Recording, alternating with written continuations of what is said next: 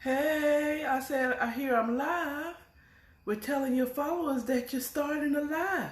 This is my second live. I didn't save my first live because I made a mess on my coffee table. I could have continued doing it since I'm telling you everything I did and the reason why I'm doing this twice, but I didn't. Welcome to Bedtime Stories with According to Akara. We are reviewing chapter 20 and 21. And because I've been deemed by Instagram for play music that I don't have a right to play, okay, I mean, people do it all the time, but whatever, Instagram, don't be mad at me. I'm going to sing the song that embodies at least chapter 21. Now, if you're standing, sit down. If you're sitting down, hold on to the chair. Because I'm about to sing. La la la la la. Unbreak my heart. Say you love me again. Undo this hurt you caused when you walked out of my door and out of my life. Uncry these tears I cried for many nights. Unbreak my heart.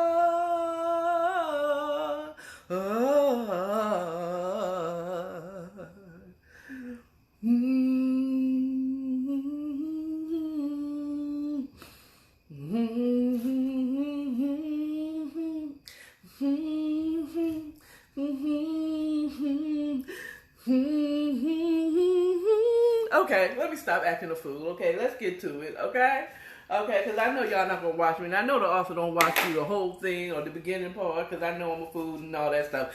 Am I talking fast? I am. Now let's slow down. We in chapter 19 with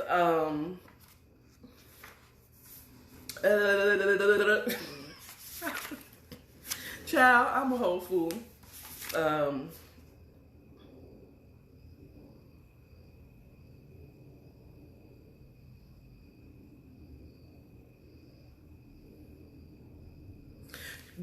We in chapter 19, 19 with Kara gushing on how good Drew is. But remember in chapter 18 and 19, let me correct myself. I believe it's the beginning of 19. Her girl, beginning of 18, her girl Tiffany had done a tarot reading card on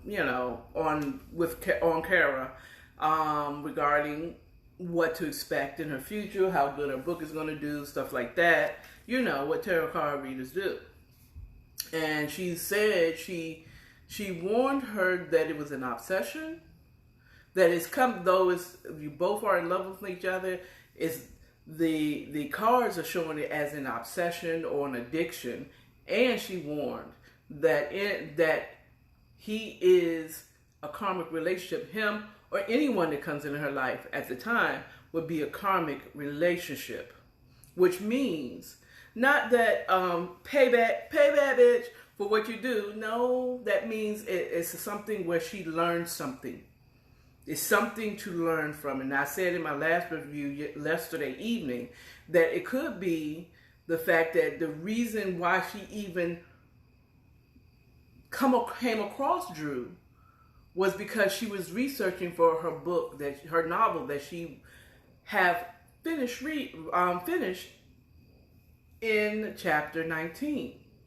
Okay, so he was there to usher her into this lifestyle so that she can, to a lifestyle that so she can not just write from what she have heard, but from her experience.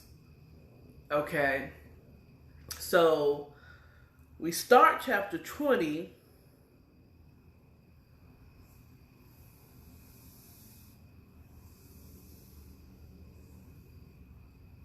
Okay. We start chapter 20. I'm sorry, I was about to read chapter 22 too soon. That's tomorrow.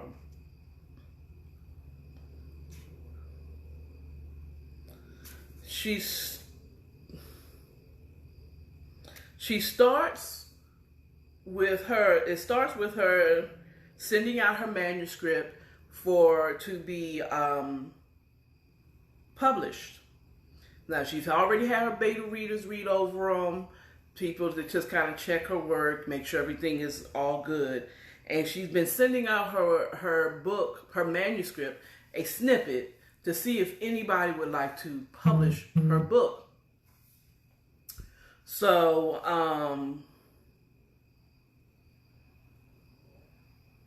she was at Drew's place, and, you know, she finally gets breakthrough when it comes to a publisher being interested in her book. So now, so she gets a letter in the mail that she stops through to grab, you know, the mail that she got from her place before she went over Drew's place. And she gets this mail from a publisher that's interested in getting her whole book so they can read the whole book. And she's like ecstatic. Babe, I got breakthrough. Someone's interested in my book. Interested in my book. So she's like, ah. When she's screaming, she goes in. She's like, ah. Breakthrough, finally. I thought I was going to have to publish it myself.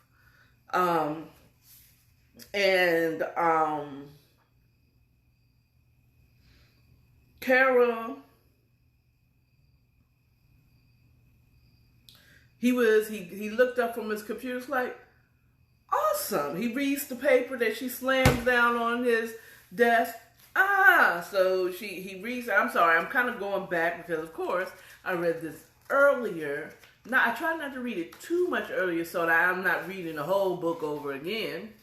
How about I have the teacher like, but anyway, Cara, he reads over the paper and he's like, congratulations. That sounds like a celebration. So he goes to get some champagne. It's time for some champagne. So he goes to get champagne. And she's sitting there. She's just so excited. She's like, just reading it. I can't believe it. I can't believe it. And, you know, she's standing there. And then she kind of looked at his desk and she sees a manila envelope. With some paper, it looked like some legal paper stapled together. It's like, it's nothing, you know, it's nothing, you know. Businessmen always have some type of legal paper that they got to sign and do. But the papers was calling her. They were calling her. They were, Cara, go ahead. You know you want to look at me. You want to see what type of legal papers I am. Go ahead. Look at me. Look at me. And in true nosy fashion, just like us women can be. Some of us can, not all of us. But Cara was nosy, so she went and looked at the paper, and they were divorce papers. Divorce papers? Divorce papers? Drew was divorcing his wife, Pauline. But she didn't get it. She heard Drew on the way back to the room, so she put the paper back and she, look at this, man. Look at this. She got back. She right back sitting on the desk like, okay. So she's looking, so they get the champagne, he pours them a glass and cheers to you, congratulations, da da da da. Right? But you know she done seen the divorce papers. What does that mean? Cara is concerned, but not really concerned. Cara is like, oh God, what does this mean? Is he divorcing her? Is this the beginning? Is this the end? What's going on? What does this mean? Okay, Now, I'm gonna be honest with you. I'm gonna give you my true opinions about this. At this point, I think that she does not want to get her hopes up, only for it to crash down, because this could be many things. It could be Pauline found somebody and she wants to go ahead and be set free so that she can meet somebody else. Even though they have been separated, Drew and Pauline has been separated for 2 years now. And he doesn't express that he has any romantic feelings towards Pauline. Okay.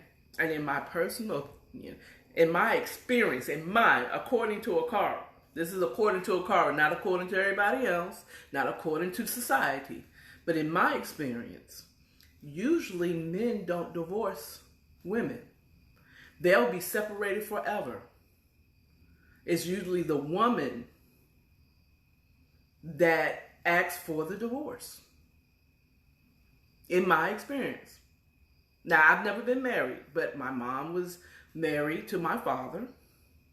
And once she got serious with someone else, she got the divorce. She went through with filing for divorce. I've had a girlfriend of mine who was married, legally married, even though separated for many years from her husband. When she got serious with a man, her now husband, she filed for divorce. Okay. I have had friends who were married and their husbands have been arrested and put in jail. You know what I'm saying? And they've met someone else. I mean, like they're supposed to be in jail for many, many, many, many, many, many years. Okay. And she had moved on, met someone new, and guess what happened? She filed for the divorce. So in most experiences, men aren't the first ones to file for divorce. Think about it. Mostly it's women that has decided that I'm leaving, I can't take it no more, or I'm leaving, I found someone, we have separated, we have not been together for a very long time. I have moved on to find someone else, and then now that I'm serious with someone else and this could lead to marriage, I need to divorce you so that I can marry this guy. So this could be the situation with Drew and Pauline, because he had plenty. They have, according to Australian laws, when it comes to divorce, they have to be at least separated for a year. They have been separated for 2 years. Okay, so Drew had not felt the need to file for divorce after that 1 year was over. You know what I'm saying? Neither had she, apparently. So she, she's thinking that, and instead of thinking that maybe he is getting a divorce, because let me see, he's in love with you, Cara. Is it possible he's divorcing her so he can have a life with you? This man has changed his whole life around, and to include you. He has stayed true to his word of not going cold and then ghosting you. Okay? And as you will see later on in the book, well, actually, that's the next thing that's happened. So she's really like, this is, what in the hell is really going good? So she calls an emergency girls meeting after work to talk, like, girl, yo, at her place. So she's like, her girls is like, well, so what you gonna do? What do you think this means? And the only one that said what I was thinking when I first read that he got divorced, that he's actually trying to go forward with her, was Cheryl, who said, you ever think that maybe he's divorcing her so he can marry you? Oh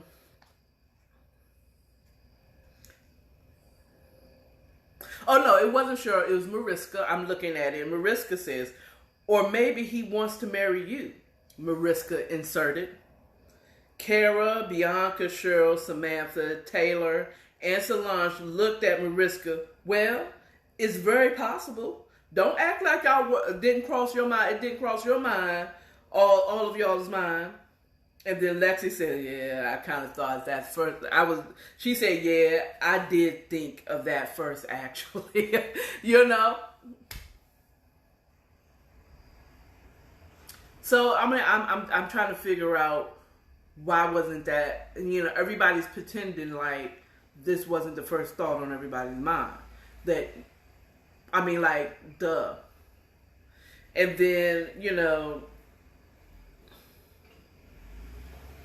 and Carol says, as I suspected, she said, "I'm trying not to think about that." Admitting she laughed nervously. And why not? Cheryl says, why not? But then she had to remind Cheryl, like, girl, you the one that told me that, he's a dumb. He is, keep your feelings out of it. He's like, yeah, I did say that, didn't I? And of course I'm paraphrasing. This is not what is reading in this book. I'm just kind of looking at it to gauge as I go on and I review it. She just like, my bad. But things could change. You might need to get a reading and find out what's going on, what this actually means. And she called these close friends together because she knew that they weren't going to talk. She said, "What basically, after the girls' meeting, look, I don't know what this means, but this is, it's crazy. But don't y'all say a damn thing to nobody," is what she was saying. And all of them agreed, yeah, we're going to keep it, mum's the word. We're going to keep it on the down low. We're not going to talk about it. So, next scene, you have Cara and Drew having dinner. And, Cara her mind is occupied. She has a lot going on right now in her head. That's actually happened outwardly. Okay. It's not like she's making stuff up in her head, but she has a lot that she has going on in her head. Her book, she just sent her book out to be reviewed as a whole to a publisher that maybe publish her book. And she just saw those divorce papers, and she don't know how to ask Drew because, first of all, she was reading documents that he ain't asked. I mean, she was being nosy. So she can't say, well, I was being nosy and I saw those papers there.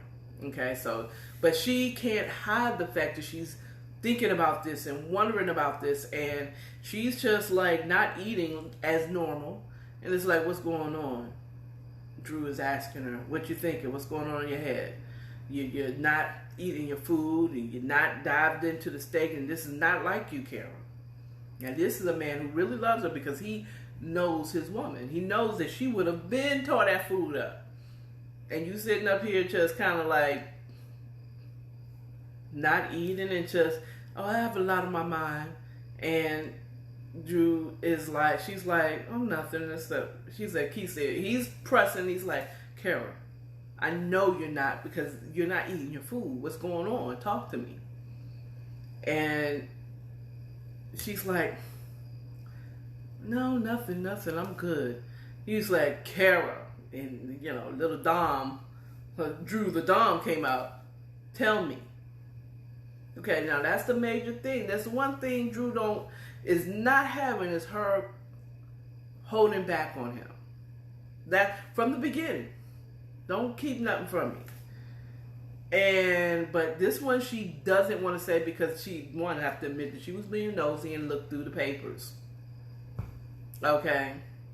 Which I could see her thinking that would cause her for him not to trust her. Oh, you just looking through papers on my desk? Is that what it is? You know what I'm saying? I was nosy. I saw it was calling my name. She could have been just honest and said, look, I saw the papers on your desk. It was calling my name, but she didn't do that. She said, I'm just thinking about my book.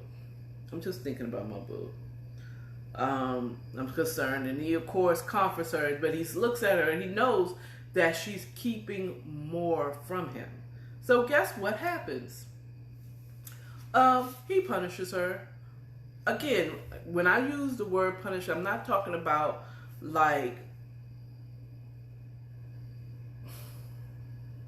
I don't even want to use the word punish, especially talking to a broad amount of people here, because I know for me, when I say punish, I hear he punched her, and it wasn't that. He disciplined her because he knew she was still holding something out on him, and she wasn't telling him the full truth. So he looked at her, he said, Carol, and he just looked at her, and that was him, was like, I know you're still holding out on me. He said, well, eat your food. You're going to need your strength for later, and later on this week. You're going to need your strength. Like, okay. So she know, I mean, if she, at this point you should know, if she, like he knows her, she knows him, she got punished. So, I mean, she got disciplined for holding out on him. And for him having to even push harder on her. And she came back to work sore. Her girls is like, where were you? You know, because remember, she's helping plan her girls Jennifer's wedding and, is it Tiffany's wedding? I know the author is going to be in the comments, was like, no, it's so-and-so's wedding. We were trying to call you regarding the weddings and blah, blah, blah. He said, we called you 1,000 times, and finally Drew picked up your phone and said that you were fine, but you weren't available. He said, and she looked at her, she knew, it's like, oh, you dirty little slut. Well, at least did you enjoy yourself? Like, yes. So that means their girls was calling her so much. It's like, nothing could happen really to Cara without her girls calling so much and searching and badgering whoever they think may have her. They was like, go back home. And I've been in that situation where when I look back, my son was love. Thank you, Aunt Ella. Because she badgered this person so bad that he sent me back home to my mama. Okay, he sent me, not back home, but he sent me to my mama in D.C. Okay, she ain't here, leave me alone, stop calling this house. Okay, so he eventually picked up, and basically he got in true Dom form, and they had a BDSM good time that weekend. But you know, she said, yeah, I did enjoy it. Yes, I enjoyed it. She blushed like, yeah, it is what it is. You know, that's not what she said, but she explained. He said, you didn't tell Drew why you was kind of, you know, distant. He said, oh, girl, no, hell no. I said, which tells me, like, I tell Cara some things, because she was willing to put up some things, and she knows Drew knew that she didn't know, so it's whatever. So she comes back to work, her girls call her a dirty little whore. You dirty little slut, you. My nigga. No, my nigga, though. I get it. You get a pass. Drew took up your whole thing, and she still was kind of really figuring out what's going on, but the agent that wanted her full manuscript of her book decided not to go with it. They didn't like the book, so that kind of brought her down a little bit too. So we start to chapter 21. Them being together, and I think they're at her place. Yeah, they're at her place. Of course, what else is Drew and Cara doing? Do they do anything else but have sex? God damn. But anyway, it was storming outside. You know, they woke up in the morning, had their coffee. Then they looked in the backyard to see what the damages were. And it was not, I mean, when I say damage, you know, how many leaves the trees fell, whatever. It was a couple of leaves in the backyard. Drew took them to the roadside to be picked up later. And Drew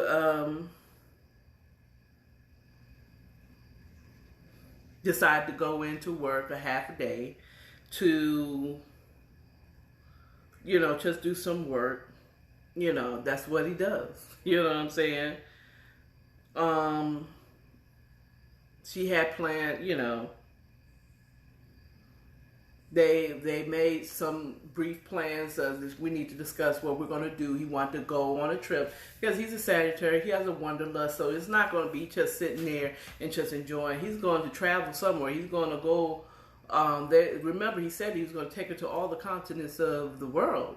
You know what I'm saying? He likes traveling, so they were planning their summer trips, planning around the weddings that were supposed to be happening that year, this year that they're in.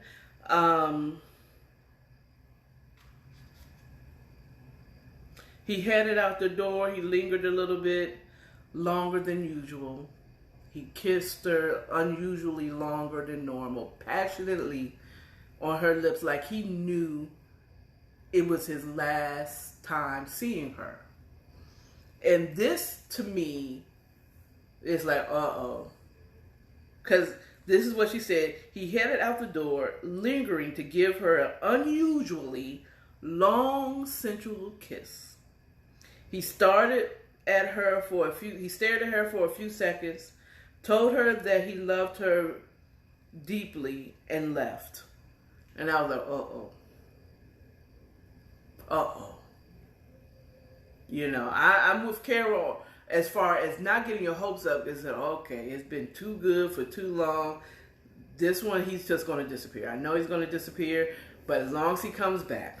Okay, so, but he goes on, he goes to work. Kara decides to get on a treadmill for a little bit and exercise, do some riding. She decided to jump on the treadmill for an hour or so, just to get some exercise in. She was just about to take off her sweaty clothes when she gets a call from Mr. James Crawford, his new attorney. The attorney that took over was that scoundrel, that scum of the earth, Randall, was dead. Okay? And he tells her, hey, this is James Crawford, Mr. Harris's attorney. And she was like, oh yes, hey, how you doing? He said, listen to me carefully. And I was like, oh shit. He's gone. I need you to come down to the hospital right away. Oh shit. Okay, hospital. I already have a car on the way to pick you up and get you here. Mr. Crawford, you're scaring me. There's been an accident. Mr. Harris is seriously injured, and he's asking for you. The car should be pulling up within the next couple of minutes. Oh God. He's been injured seriously in a car accident. But wait, it gets worse. So she frantically gets her shoes put on, and the car goes up. She's still on the phone. She said, are you near him? Get me on the phone with him. So she tossed to him for a little. She said, Drew, sounding bad. Kara, my lovely, beautiful princess, hurry, hurry. And then I guess he's like, the phone doesn't go dead. It goes silent. And Mr. Crawford gets back on the phone and say, hey, is the car there? Is the car there? He said, yes, I'm getting in the car now. And she's driving silently. She sent out a text to her girls, a mass text to her girls, say, hey, I'm headed to the hospital. Something happened to Drew. Just want to let y'all know, you know what I'm saying? Because those are her girls, you know? That's her family. Because remember, she was the only child. So that's her family, you know? She gets to the hospital. Mr. Crawford, James Crawford, is standing outside waiting on her, like he told her. he would, and he walks her back to the private room so that she could say her goodbyes. But while she was walking to the hospital room where Drew was, Mr. Crawford was telling her what the issue is, what happened, all the serious situation, but she didn't hear none of that stuff. She heard bits and pieces of what Mr. Crawford said, and I'm going to read what she heard.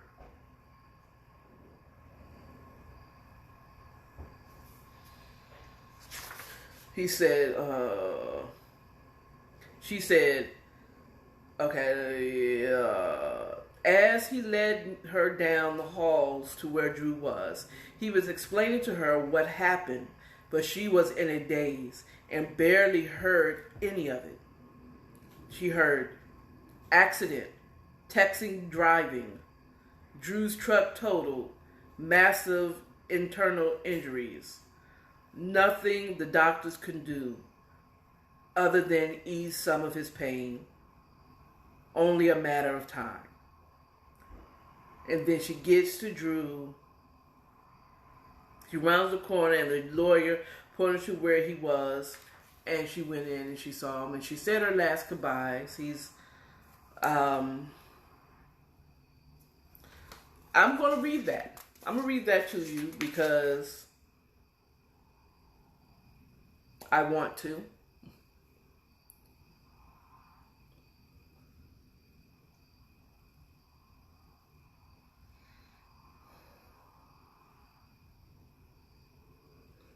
He says, "You made it," he croaked. "Yes, babe, I'm right here," she whispered, taking hold of his hand. He smiled, despite being in some pain. It was so long ago. It wasn't so long ago that I was sitting on the side of your bed, holding your hand. I know, and I'm going to be here for you through it all, just like you were for me, my master. My dedicated, loyal, strong, and beautiful lady. Being with you, sharing my life with you has been a pure pleasure. Well, there's a lot for us to still do together, so I need you to get better so you can show me all 7 continents, remember? She laughed while crying. No, my love, you must go on without me. I can't.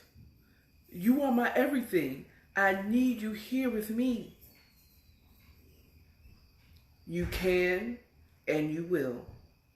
You have so much to do, see, and experience. No worries. I will be with you every step of the way. I've cleared as many obstacles as I could for you. So you must do as I wish and complete it all. Mr. Crawford will explain everything. He lifted his hands to her face, wiping her tears with his thumbs. I love you with my whole heart. You have been one of the greatest joys in my life. I just hate that I wasted so much time in the beginning. No regrets, Drew. I know that everything happens in its own time and for a reason that sometimes we can't understand, she said, smiling down at him. No regrets. He smiled back. Promise me. No staying cooped up in the house. Travel, see the world. Don't stop writing. Go home, upload your book today. Keep smiling, laughing, and living for me. I promise I'll do it for us. Such a good girl. I love you, babe. I love you too, babe. Goodbye, my Cara. His eyes closed for the final time. Goodbye, my master. She cried, kissing him on his lips. Drew was gone. She killed off Drew. That's right. You killed off Drew. You killed him off. You wrote him out. I felt some type of way, and that's exactly what I said when I finished reading this book. Finished reading this chapter. You killed off Drew. I can't believe you killed Drew off. He finally getting it right. He's getting the divorce. It might have meant that they were going to be together forever. But such is life. But remember her girl told you that he was only there for a season. He was a karmic relationship. He was only there to teach her something. He was only meant to be there for a season. His season is up now. So, such is life. But Cara knowing this, does not ease the pain that Cara felt. That her man, her lover, her master, her dom, is gone.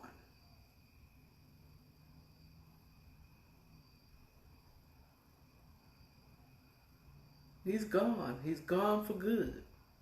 It may be a little easier because it's not like he left her, or she left him. But she left her. But wait, it gets worse. So a week later, she gets a knock at her door. She doesn't even want to go there, but there has been people visiting her. Her girls are visiting her, of course. Co-workers are visiting her. Business people are visiting her because they know she was the love of his life. And it was clear. Like Cheryl said, everybody can see it. It's clear. When you really in love and this person really means something to you, it's written all over your face. You don't have to say a word. I didn't take the right breath so that I can hold out that note. It's written all over your face. Anyway, so she gets a knock at her door. She reluctantly goes up and gets it. Can you imagine? You just lost the love of your life. You don't want to talk to nobody. You're tired of people coming over your house. But this, I still appreciate the people showing their concern. She still appreciates people showing their concern. She's not a cold-hearted.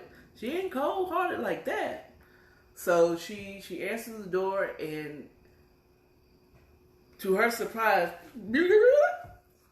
Scooby-Doo, Scooby-Doo, who is that at my door? But Drew's replica. Okay? His twin. Not real twin. It was his son.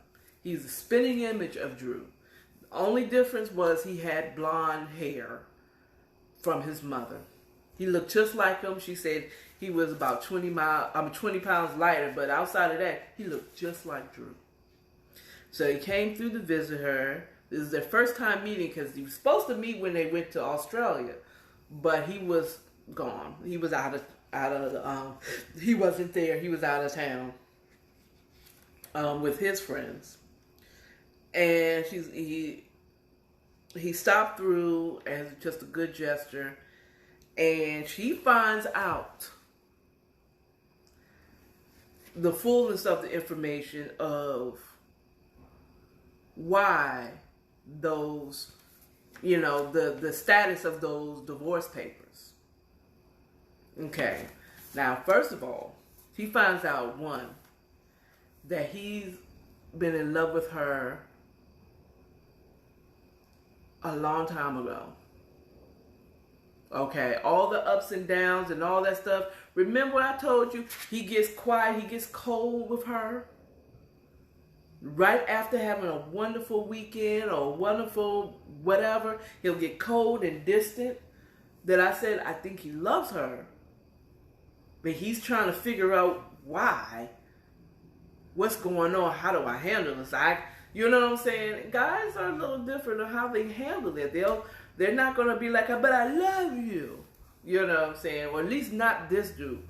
He pulled back. Again, this is, I know he's a Sagittarius in the book, but this is where he comes off as a bit of an Aquarius. He gets cold. Whenever he falls in love, most Aquarius men, they're going to distance themselves from you because they do not like being controlled by their emotions. Okay? Trust me, I'm an aficionado on Aquariuses because I've had enough in my life. Okay? And when they care about you, they really think they loving you, they need to pull back a little bit and get their bearings because they don't know what's going on. Aquarians don't just fall and slip and fall in love. Okay? They get cold. They might even treat you a little bad because they really care about you. Okay? So all that pushing back, he was falling in love with her. And he didn't know how to handle it. And the best way he knew how to handle it is by pulling back and getting cold. And then trying to just keep it a dom sub situation. But he was falling. He was falling. Why don't we fall in love? Avery. Okay? He was falling in love with her. Okay? I think I love you. I know it's early. I know it's true, but truth be told, I really love you. So Michael, his son, spills all the tea. He tells her, that he always loved you. He called me and asked me if it was okay if he got married to you. He asked me if I would be okay with him marrying you. 1, 2, he told Cara, Michael told him that him and Pauline had planned to get a divorce long time ago because he met you. So he's not only in love with you, but he's telling his not even ex-wife at this time, the wife that he is separated about you so much. So when she showed up right before the holidays, if I'm correct, remember she came and it seemed like he was just flaunting her around the place. She came to the States to check out this woman that Drew had been telling her about. Just to fill her out. To see, because he really was happy about you. He really talks so much about you, so highly about her. So she came in to check her out. Not to flaunt the fact that she was his wife.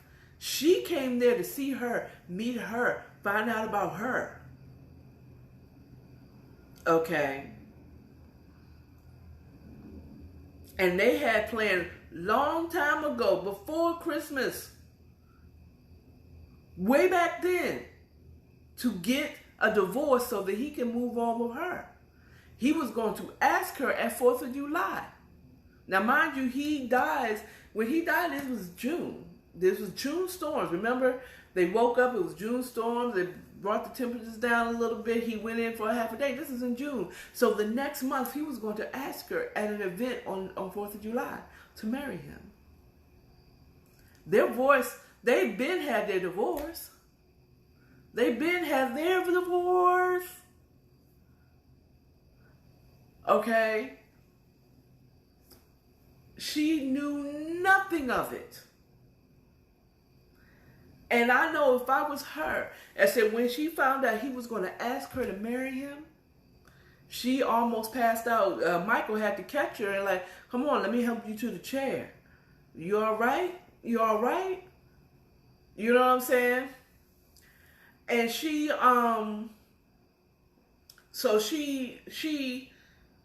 is like astonished because everything that she ever wanted from Drew, he was already that. He wanted to marry her. And all this stuff that she didn't want, I don't want to get my hopes up, now I don't want to get my hopes up. everything that she thought and wanted and desired, Drew was doing. And I personally, if it were me, if I was Cara, I'd be feeling stupid right now. All the antics that I done. I done made him, I done called out the safe word.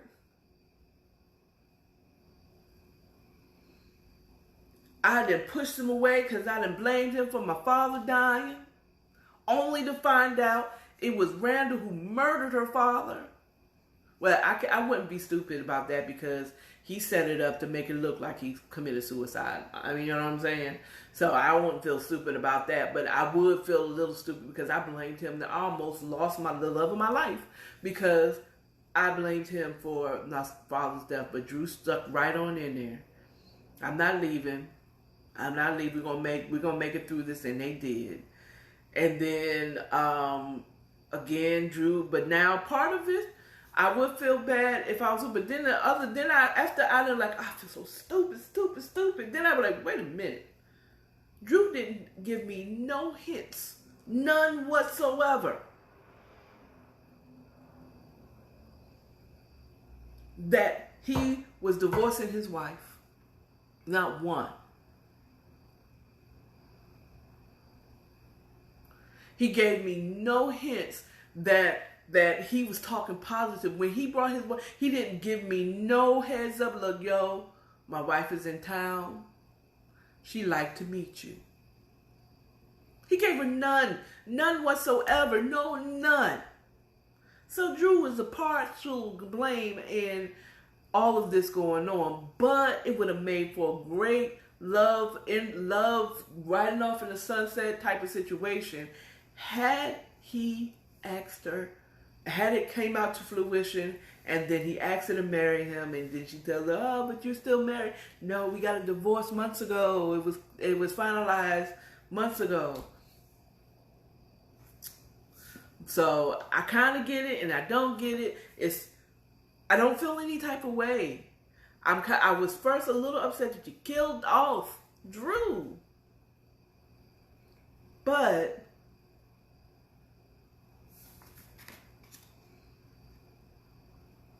he wasn't meant to be there forever. He was never meant to be there forever. He was only supposed to be there to teach her a lesson. Teach her to travel. Get out of Memphis. Get your passport. He got, because of him, she got a passport. She went, she already had a passport, but now she's going to travel. Now she's been put in place, in a place where she can travel. Continue writing. He left her stuff. And then his ex-wife Pauline, liked her too. And Michael likes him, so he's there. He said, I'm in the States permanently because I'm going to be taking over the business that my father gave me. Okay, now Drew gave her something as well, but she didn't care, about whatever he gave her. So, because, she's heartbroken. Unbreak my heart. Tell me, love me again. Uncry these tears. Okay, anyway. But she is brokenhearted. But only because he's gone. He's gone forever. But he left a good legacy. He was on the road to doing the right thing, but he was never supposed to be there forever. So, after his visit, and he spilled all the tea. But it was okay because Daddy's gone. He's probably supposed to say it anyway. He takes his urn and just, he takes Drew's urn back to his condo because now his son is going to be living in the condo. Everything is going to be status quo. Everybody that worked for him agreed to work for his father, agreed to work with him. Attorney, Madeline, everybody's going to continue working with him. Cara, she got a good setup. And he said his goodbyes. And he's like, they said he drove away to go to the condo with his father's urns buckled in to the passenger seat. And they said goodbye. So Drew's gone now. Oh my God. Oh my God. I mean, she's going to cry for a while. If it were me, this is her love of her life. She finally, the love of her life. It's a lot of endings in these last 4 chapters so far. You know, I'm hoping in 2022 and the epilogue is going to mention new beginnings. I'm hoping. But there's a lot of endings. She finished her book. Publisher didn't want to do it. She still shopped it around, and you know, Drew said, "Go ahead, just upload your book and publish it yourself. Travel, so on and so forth." So she finished her book, and Drew was gone. I mean, like, I really get involved in these in my books, so I feel some type of way. And this is a dry night. I don't have any cocktail to drink after that. I don't know how to feel. I kind of am a little brokenhearted. I know I had my antics and stuff, but like that, part of me didn't want to believe it. I was like, he's faking his death so that he can get out of it. You know, a part of me is just, I just know at the end it's going to be like, or the next chapter 22, did he really fake his death so he can go back home, or he knew that he had to go back for some reason, but nigga's in an urn. He's dead. And if he's dead, if he's not dead, he's not in that urn. Okay, if he don't have any ashes in the urn, that is a cruel joke. But it might be a quite merciful party if he faked it. But I don't think he faked it. I mean, it kind of, the way they left, it was touching, but it seemed a little artificial. A lot of people don't die with their eyes closed. They don't close their eyes and just die off. Because also, if you get the book and read it for yourself, it is described that he didn't have many lacerations on. He didn't look like he was hurt. You know what I'm saying? But it was internal. You know, it didn't look like, he looked like he might have been in a minor accident, but not in a major one where there's nothing that the doctors could do.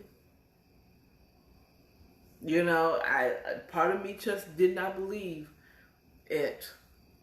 It was a little hokey. I'm sorry, Arthur, I know you're going to listen to this, but it was a little hokey about, oh, my lovely, awesome Cara.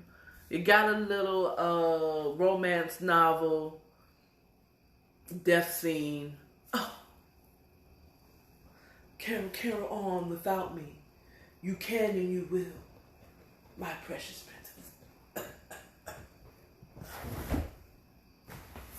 You understand what I'm saying? It kind of seemed a little hokey in that aspect, but he's gone. I have to accept the fact that he's gone for real. I have to accept it like he's an actual real person. But I told you, I get into my characters in my books. I really do. It becomes a part of my life. I reference stuff from this book, you know, in my everyday talk. Well, my everyday talk with the author or anyone who reads the book. Okay, that's right. I am, I guess that was my attempt of bullying you by the book, son. Okay, I still have on the table until tomorrow evening that if you want the book, but you can't afford the book, I will buy the book for you.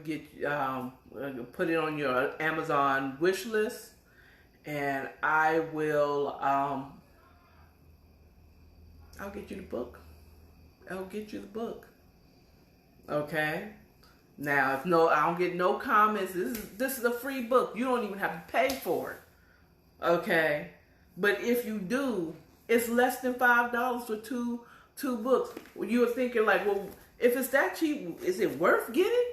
Nigga, I just did a whole review of the second volume of this book. You tell me.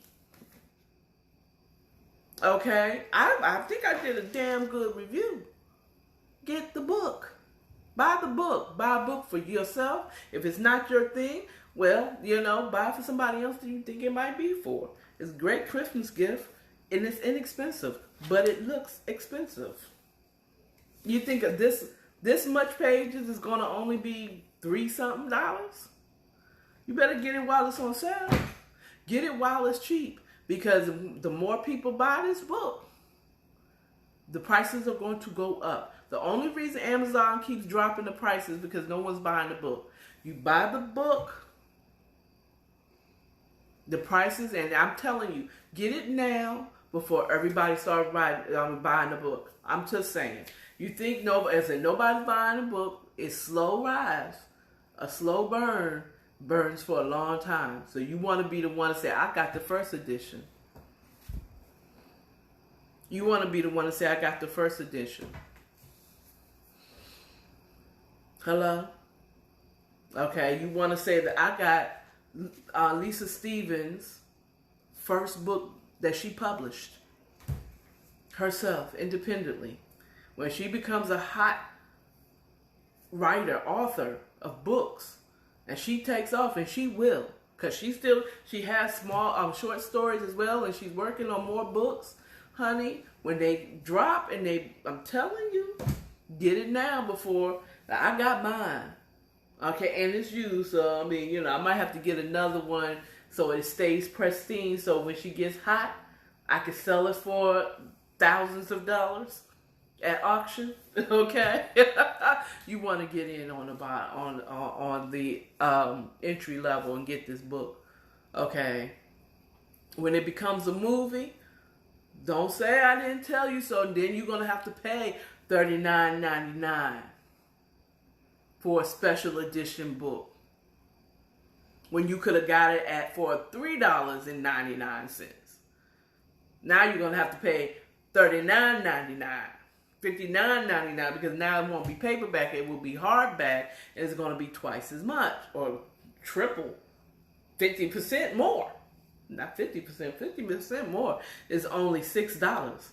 It's going to be way more than that, I'm just saying. You won't be finding this book at the Dollar Tree. Okay? You won't be getting this book for $1. Okay? Get this book while you can. And you can get it delivered. If you got Prime, that's free delivery in a couple of days. Get the book. Anyway, we will carry on and finish off the book tomorrow. And then we will have a finale review. Well, a finale interview with the author. We're going to find out what motivated this book. Some of the key points that she wanted to pull out in this book. How did she feel when she published the book? How much of this is real life? How much did she get from her life? We're going to have cocktails, God's willing. We're going to have cocktails. We're going to have a funky good time. Show up here. It will be live at 5 o'clock on Saturday afternoon. Interview with the author. I can't wait to talk about the book and just go in and just have a really, really good time. Good time reading this book. Tomorrow I'm going to do the final review, and then I'm going to tell you my opinions about the book as a total. What I enjoyed, what I learned, what I think could have possibly been better with this book. Remember also, follow me here on IG every morning, Monday through Fridays. I do morning chats or morning rides. I think I'm going to change it to morning chats. I have new, what's the word I would say? So, yeah, I do morning chats. So I'm trying to stay focused, but I'm hungry, so I'm trying to hurry up and do this. So that's it tomorrow. 8 o'clock, book review, last chapter, and epilogue, and my final thoughts on the whole book as a total. 2, Saturday, interview with the author at 5 o'clock here on IG. Log in, chime in. If you have questions, put them in the comments. Hello? And 2, make sure we have still until Friday, by Friday, until Friday evening. I'm going to let it go until 12 o'clock. If you want this book, you need to give me your information. Let me know. Get a wish list, Amazon wish list added, and let me know, and I'll get the book for you. Okay, y'all got until Friday. Okay? Boom. That's over. I did a thing this week. Yesterday I told you, I came on here live and told you that I created some shirts. I have a t-shirt line, merch. I have merch. I have merch. I have merch. Okay, anyway, I have merch now. You can find them. I will put the link below in the description of where you can find my shirts. That is, I am worth it. God is all I need. God plus 0 equals all I need. And yes, He will do it. So you can go to those lines, buy a shirt. Buy a shirt for a friend. Buy a shirt for a kin. Okay? Buy a shirt. Christmas is coming. Get the shirt. Get a shirt for them. Get them a shirt and get a book. I am worth it. Get a book. Okay? I have both women's cut with the V-neck and the regular men's cut. They're good quality shirts.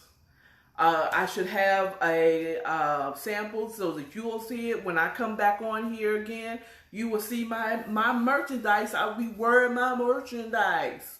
Okay, get it. Come out here and buy those t-shirts. Also, follow me on YouTube on According to Akara, where I will upload the replay of this of my reviews and all my videos that I do here. Remember, like my video, share my video, okay? Tell another friend to come over here and follow me, all right? Okay? Get some comments. Give me some suggestions of the next book that I'll read. Right now, as it stands, it's going to be, The Warmth of Other Suns is going to be the next book, okay? Because it's here. Okay, we're gonna work on this. Is the hardback. I don't know the author of this book, but Isabel Wilkerson is the author. Another beautiful black woman. Maybe that'll be the theme of my books. I'll just find beautiful black women authors, female authors. I'm not sure what to say now, or authors, and review their books. Hello, Anyway, also follow me on Twitter, Twitch, all those places. I'm not on TikTok yet. Like, share, subscribe when you go to my YouTube page. Subscribe there. Share my videos. Tell a friend. Bring them over there and say, subscribe with her. She's good. You know, if you like. And if you don't necessarily want to get the merch, but you believe in my vision of my being a content creator, I will leave my Cash App. All donations is accepted and will go towards better technology and bringing you better, more professional content creation. And the book reviews, they'll go towards the books that I will buy and review, and the cameras and the lighting and maybe even a background, but it will be definitely, you can trust and believe it will go back into this business to make it better. Okay, one day I might even show up here with makeup on. Lord have mercy. Okay? So, again, thank you for watching my video. I really appreciate it. I thank you for the new people that has began following me here on IG. I really appreciate everything. Thank you for any of you who make a comment, anyone who shares my videos. I appreciate it so very, very much. Okay, that's free. Liking my videos, subscribing to my YouTube page, following me here on According to Akara means the world to me. It means more than you donating money, because that is telling the world you might want to listen to her. She's something. She's some like a big deal. Okay?